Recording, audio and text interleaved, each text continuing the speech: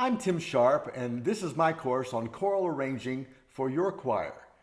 Over the various lessons in this course, I have been working at the skills, the craft that I use in my choral arranging to bring something, I hope, unique, special, and even my voice to a choral arrangement. The approach that I take is all pulled from the music that's actually there, that is the starting place for my arrangement. That original tune or that original song or hymn or chorale or folk song, whatever it is that you have that is going to be the piece that you're going to work on, I find the inspiration in the various elements of that piece. And what I'm doing in these lessons is helping you with tools that really do a deep dive into the analysis and into the inspiration that actually comes from the piece.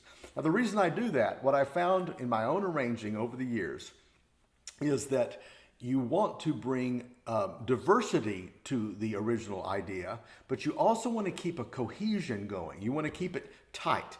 And the way to do that is find melody, counter melody, rhythm, counter rhythm, alternative harmonies, textures, timbres, finding all of those things from the inherent qualities that are already there in the piece that you're looking at. So, to that end, we did a deep dive into the analysis of all those different parts to get inspiration for what we're going to use for our final arrangement. You've been working on that, I hope, with the piece that you're arranging. I've been doing the same thing with some of my work on my arrangements, focusing on those ideas. Now, the starting place for all of that has to be the text. Every composer, every arranger, every conductor that's worked with a choir that deals with choral music says the beginning place is the text. Now, we don't do that just in patronage to the text. We do that because the absolute inspiration for all that we want is going to come from the words. Not only the meaning of those words and the interpretation of the words, but actually the use of those words, the length of those sentences, the length of those phrases, the way those phrases and words have accents in them. We need to know that and know what's going on with those related to meter and length. And that's going to inform the length and the accents and the different types of decisions we make as we make decisions for our arrangement. What we're trying to do is to take that original idea, give it some contrast, but keep coming back to that original idea so that we play back and forth between the familiar and the new or the unfamiliar. That's the dichotomy that's working in any music to make it interesting. As I've said from the very beginning, that if you have too much familiar, it becomes a cliche and people quit listening. If you have too much that's unfamiliar, people get discouraged and they quit listening. What you want to do is keep this balancing act between the familiar and the unfamiliar. And we're going to do that drawing from the elements of the music that's already there in new ways in which we manipulate it. I've gone into each one of these elements of the musical spectrum, what I call buckets that we look at when we analyze music. I've gone into each one of those elements so that you can find what is in there that you can draw from. And I hope you've done that with the assignment that I've given you each time, is to pull from that to get the ideas that you're going to use to bring these variations. Now, those different elements, they started with melody. We looked at the motives, the intervals, the accents, the climactic lines, the way the melody of the original song was constructed, and we drew from that ideas that we can use for counter melodies or for counter subjects or for contrast to bring into our arrangement. We did the same thing with rhythm. We looked at the rhythm that was there and said, what can I do to pull from that rhythm, to get a counter rhythm, or to understand how the accents are going to work, how the meter is going to flow, how the tempo is going to flow. That's an important analysis for us. Rhythm and melody going together to bring those two elements into our consciousness. The third area I went into is really why people love choral music. It's because we as a choir deliver a text in harmony. So the third element was to look at harmony and seeing how we could put different harmonizations into the arrangement to bring new clothes to it, to bring a new style to it, a new feel to it, a new interpretation, or an enhanced interpretation to parts of it. So harmony is a very exciting environment area that we work in, that we can bring a lot of contrast to our work. The fourth area really begins to get into the forces that we're working with, and I challenged us to think about our choir in particular and the resources that we had in sopranos, altos, tenors, and basses, or high voices and low voices, in order to know exactly how we want to contrast those and build the drama up as we deal with the various textures that we can pull from a choir. Texture also involves whether you use instruments. It involves the different parts that are working with each other and that are contrasted to each other as in different sections of the choir. With that, we have a unison texture that we can work with. We have a homophonic texture that we can work with that is a vertical relationship of how the voices move at the same time. And then we have a polyphonic texture we can work with, and that is giving the voices independence, but they still work together vertically in harmonic ways. Those three textures are ones that we want to play with to build the drama of a piece. And then the last element that I diagnosed was the element of timbre, to see what the unique qualities are related to range, related to tessitura, related to the break or the passaggio in a voice, also related to the timbres of each voice, the tone quality of each voice. Looking at those particularly to see how do we want to use altos, how do we want to use basses, what are the unique qualities of those voices, and with your own choir, what are the strengths and weaknesses that you want to bring out with the choir that you have, the different colors that you have that you've heard uniquely in your choir, things such as soloists that you have that you want to bring out, or things such as a strong section that reads really well or that has a vibrancy or power. Those things relate to the timbre that you want to work with.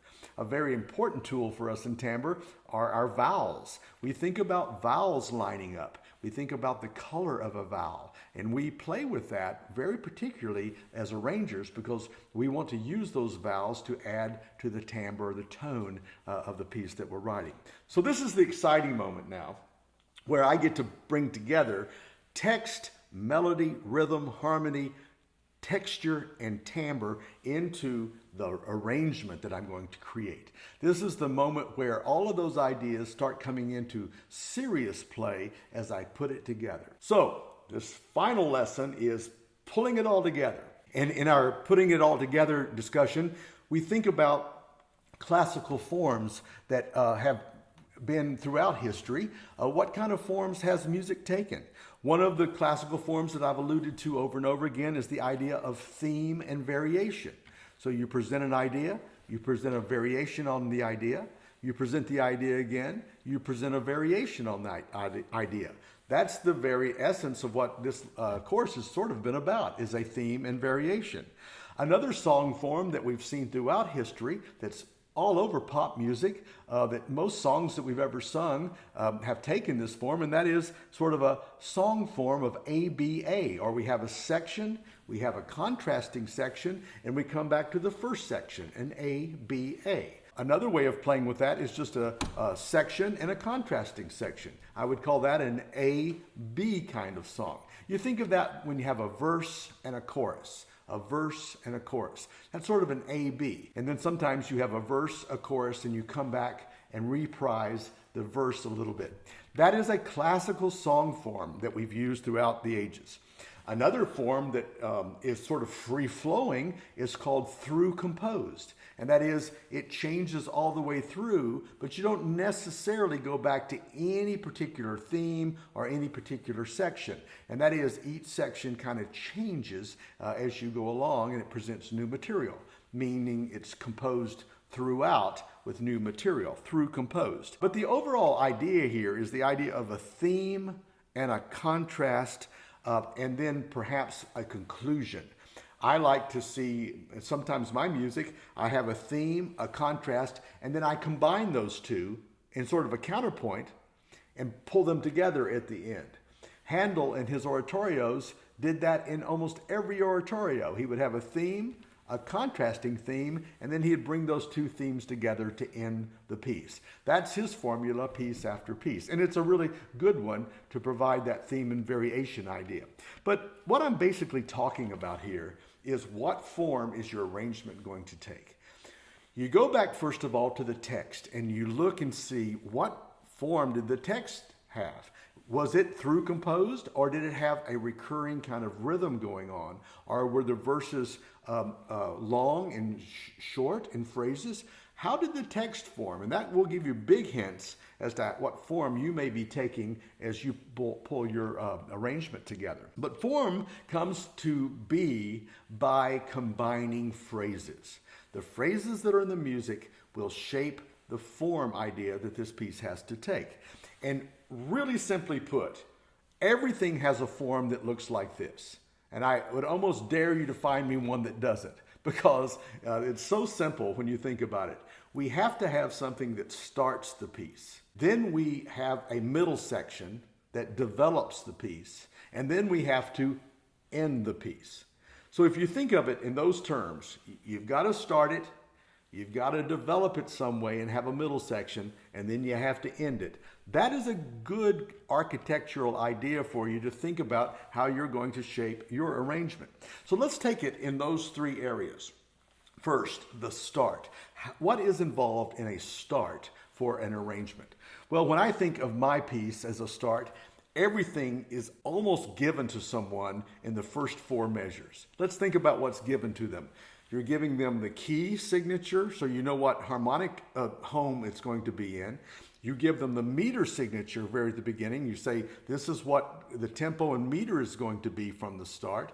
You usually give some interpretation marking that says this is the tone or the mood that this piece is going to be, in addition to whatever tempo it's going to be in. And then you introduce either an introduction that sets up an idea, or the idea that you're working with comes right into play. So from the very start, you introduce these important elements. What I would call basically the DNA of your piece is going to probably be given in the first four measures. And emotionally, what I want to do is create expectation there. What is it that I'm getting ready to show? So your introduction, the first notes that come out, have to catch the attention in some way of the listener and what you want them to anticipate that's coming. I like to think of it as seeds of expectation. What is it that is going to come? So clearly, you don't give it all away in the first 4 or 8 measures. You actually do the opposite.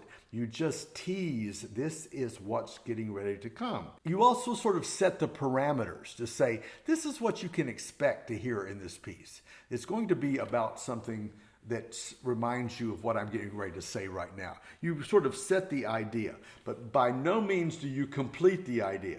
You do not give the full meal there in the beginning. You just give some hints at it and some expectations. The middle part of your piece is really where you tell the story. Going back to the text, there's going to be either a poem there's going to be some prose or a narration or some drama, and you want to see what is that story building up to. What are the verbs? What are the subjects? What is the emotional climax that you're going to?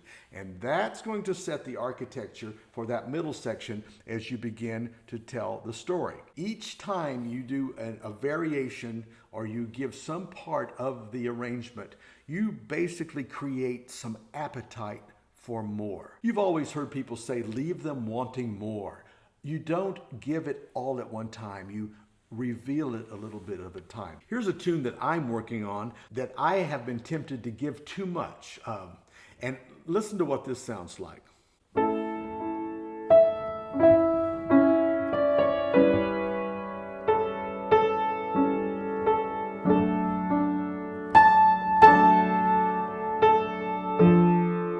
Now, I took that octave really early, but what if I'd done this?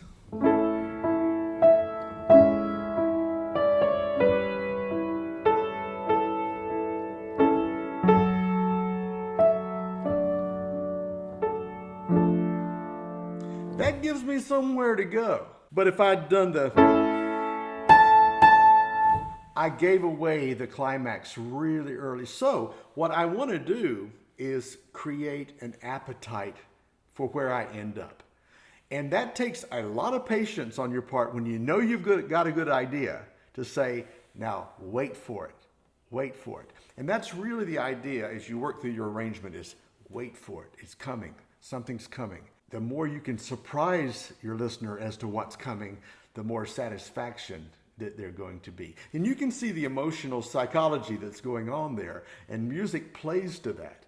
You want to play to that in your arrangement. This is the development section of your piece.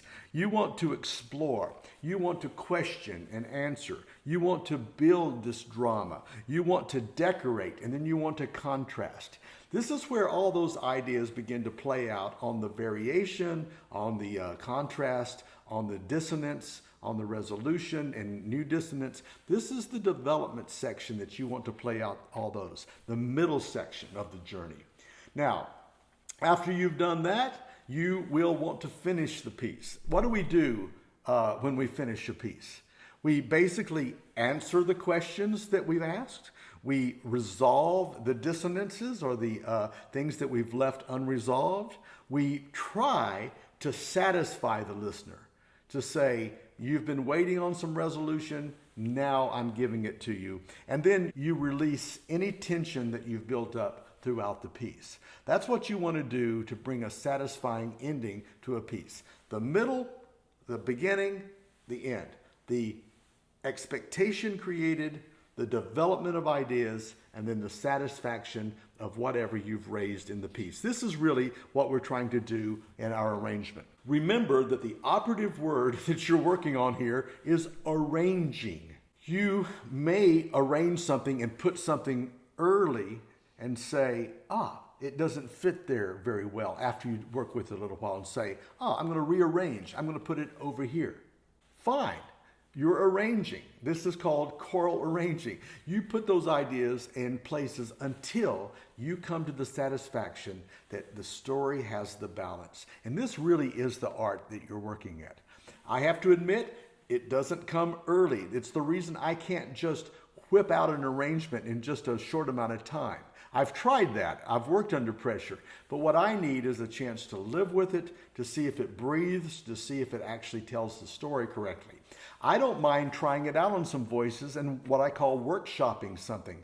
I've done that with many of my pieces, is let them try it and see how it works out, and then rearrange it to make it work even better. So remember that that is what we're doing, is placing things in a way that complements other things and really gives that idea its best moment. To do that, I keep going back to the text for organization.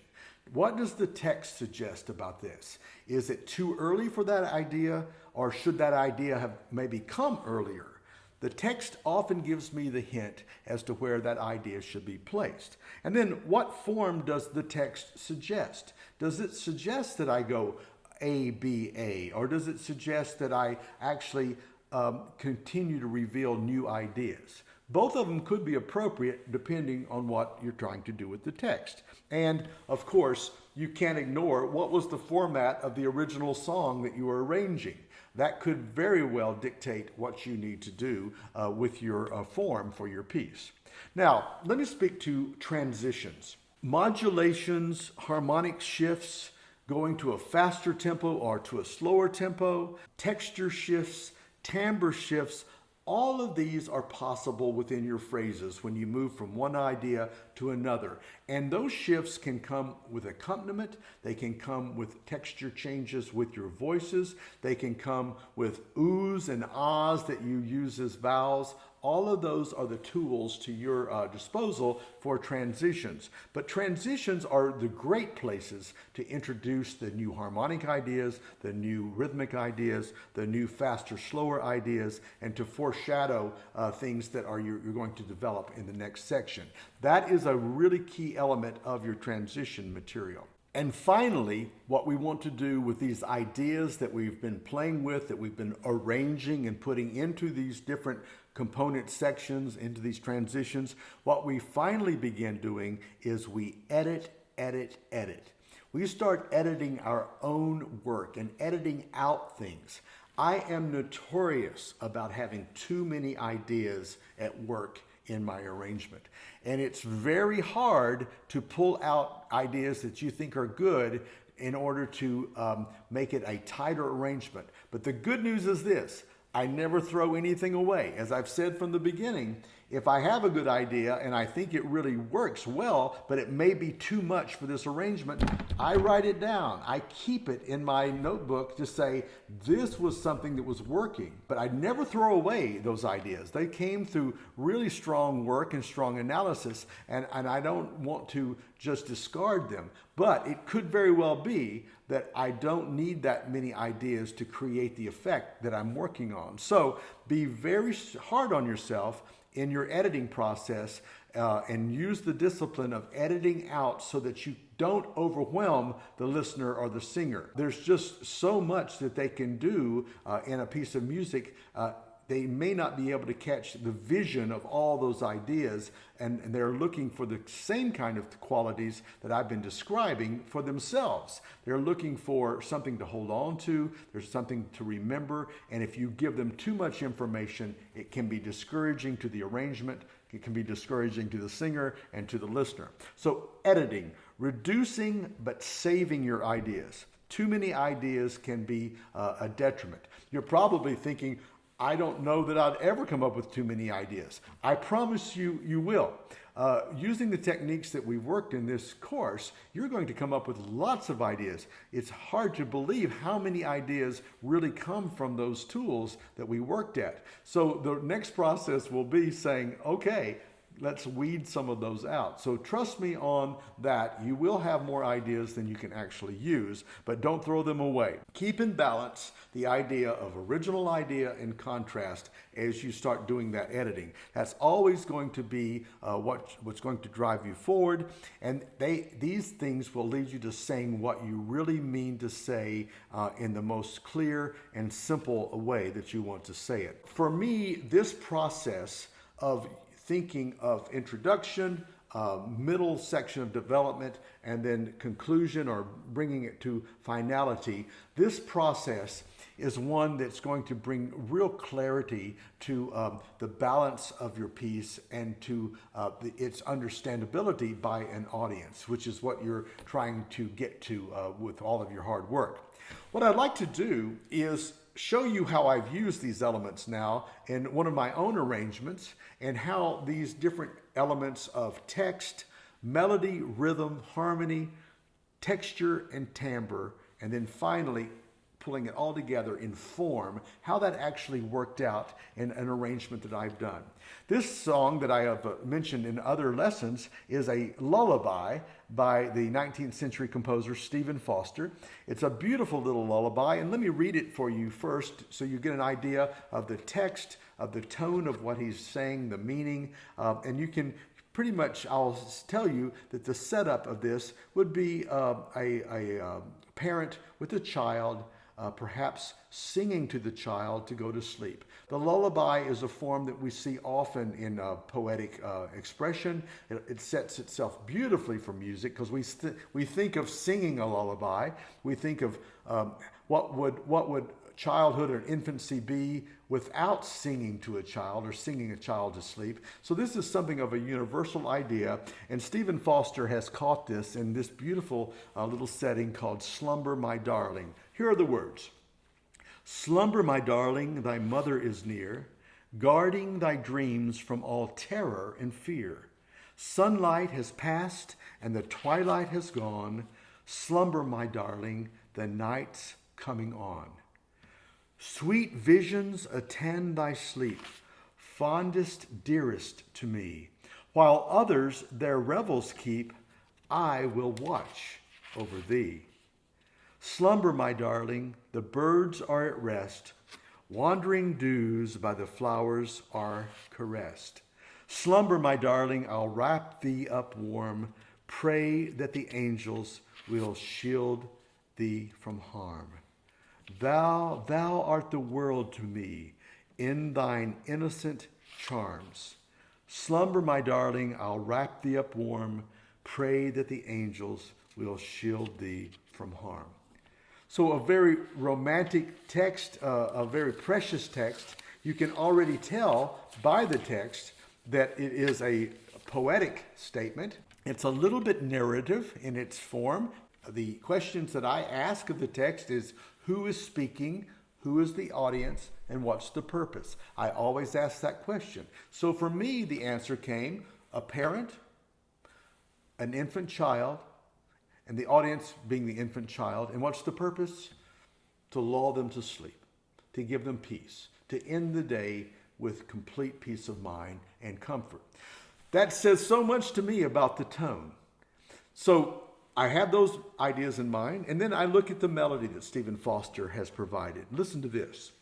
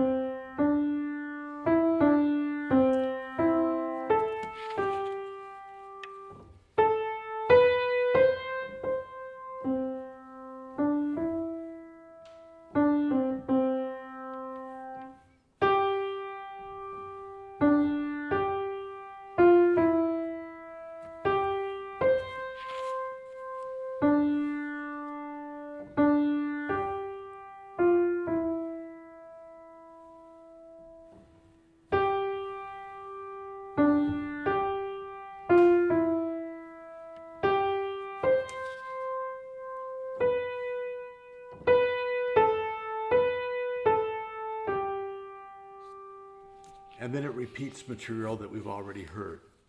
So I have done my analysis of the length of the text, my syllable count. I understood the meter of the piece. I understood the length of the whole song. Then I hear this melody that he put to those words, and apparently he wrote both the words and the music. And then I look at his original harmony underneath that melody and rhythm, and it goes...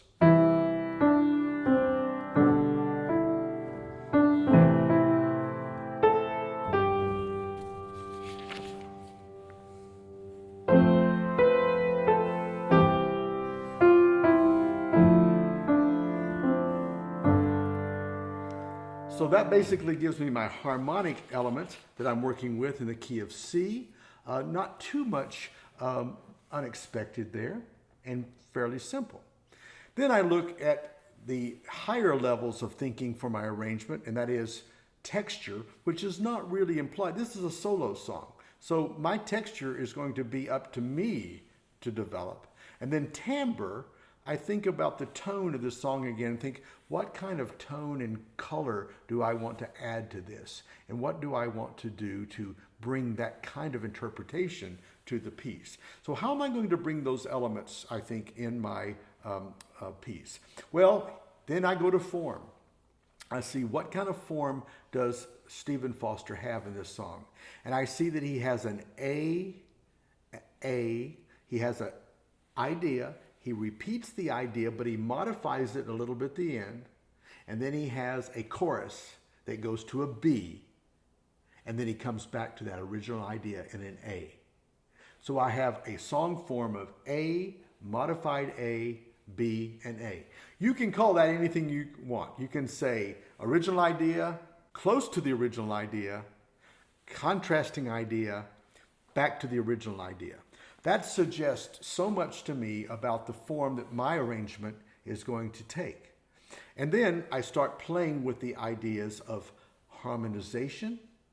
Am I going to play with a little bit of the rhythm? What ideas were there that I analyzed that I could play with? How am I going to then build drama and build excitement, build climax using texture? And how will I use the different timbres? Well, what I decide to do is this. I find in the melody, it's charming and it says everything. And I want to stick very closely to that melody all the time. But I do think I want to move it around so that it's not just a treble voice for the parent, but it could have a bass voice for the parent. So that's a conscious decision I make about texture and moving things around, and about whether I want it by a single voice or multiple voices. So I decide at the beginning, I'm going to let a single voice, a monophonic voice, carry this, but I'm going to use the timbre of the lower voices to add a little bit of a sort of ostinato descending line, but no words, only all vowels. And so I decide I'll let them outline the harmony with a vowel sound of an ooh, a lilting, sort of calming ooh that goes with the idea of a lullaby. And it becomes...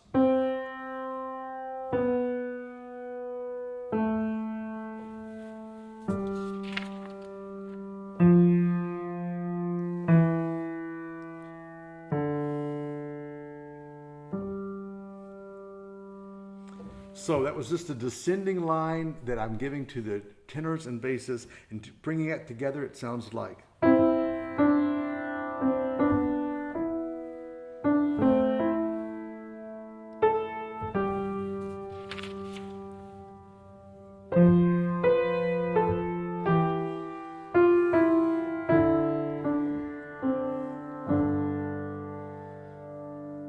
Now, I use texture then by bringing in all four voices after I introduce that much, and I continue with a texture in the accompaniment that is very gentle and very soothing. And I decide for my accompaniment to allow it to fill in some of that rhythmic holes that have happened, because those were quarter notes in the melody, and I've decided to go with eighth notes for my accompanying figure that sound like this.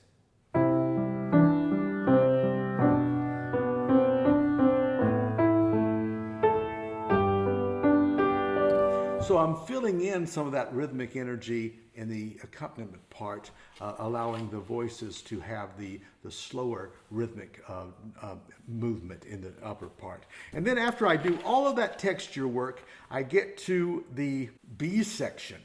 And I decided that section to do something very, very radical. And that is drop the accompaniment out. And all of a sudden, when I go to the moment of sleep, I decide 4-part a cappella singing, which creates an immediate contrast to everything that's gone before, and it also immediately surprises the listeners.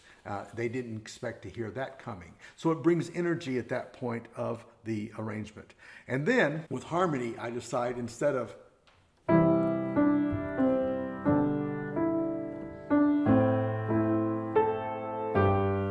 decide to make a reharmonization to bring some energy.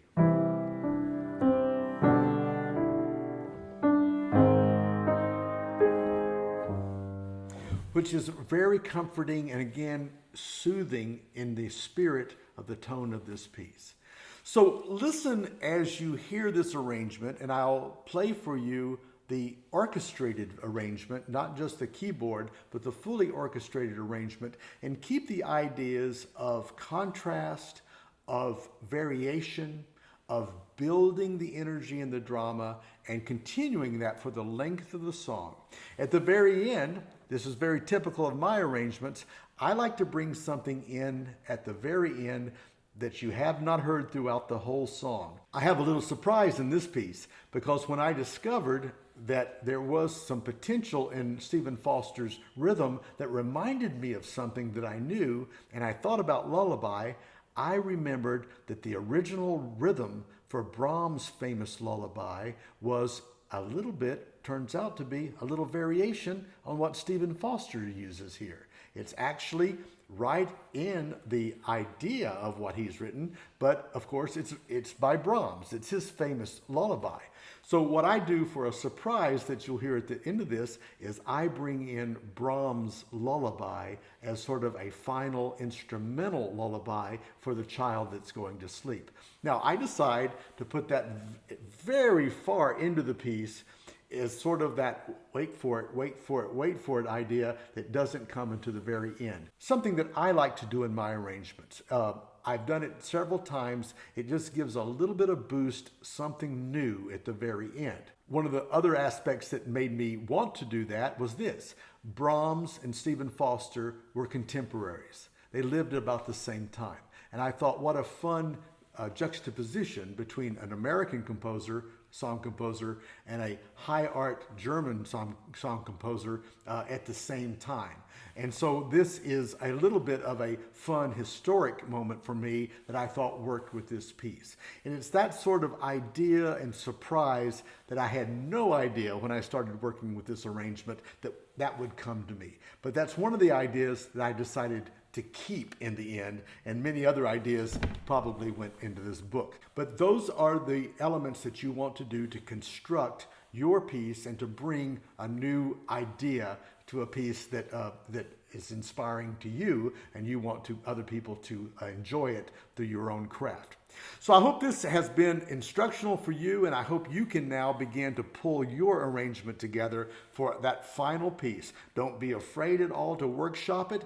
Don't call it finished until you really feel like you've got it worked out and you've edited it to the degree that you feel like really says what needs to be said. And don't be afraid of the editing process. It's going to be your friend to keep editing out notes and extra ideas until you really get to the essence of the idea that you're working for. And then when you do that, you'll find that the piece is full of protein, that there's not any wasted area there, and that you're going to actually find that everything is enjoyable and people look forward to singing through it. And most importantly to me, they don't get tired of it. They don't find it cliche, but they continue to find it surprising and rewarding. And that's the hallmark of a good arrangement, is that it keeps speaking to you every time and you don't wear it out. So arranging for your choir, let's go do it. Let's start working and become creative musicians instead of only commercial musicians buying other people's works. Let's do our own creativity, and particularly unique for our own resources. And then if you can find uses beyond that, excellent, that's fantastic. But to have created something for your own resources and for your own choir, I think you'll find it to be very satisfying for you and also for your choir. Thank you for taking this course with me, and I hope it's been very useful to you. I promise you that these are the techniques that I've used over and over again for the arrangements that I found successful in my work, and they've been very fulfilling. These lead to results. I'm going to play for you now the final arrangement of my Slumber, My Darling, and I hope that you see many of the elements that I have discussed in this arrangement, because they're all there. Everything that you hear is exactly what I've been talking about that I work out when I look at a blank piece of manuscript paper and start out with a tune or a song or an arrangement that I want to make. This is where it all goes to. And I wish you the very best in your arrangement. I personally hope that I hear your arrangement at some point. If I'm in a situation or in your area and it's performing, it would thrill me to know that we worked through that process together and I could hear your own arrangement.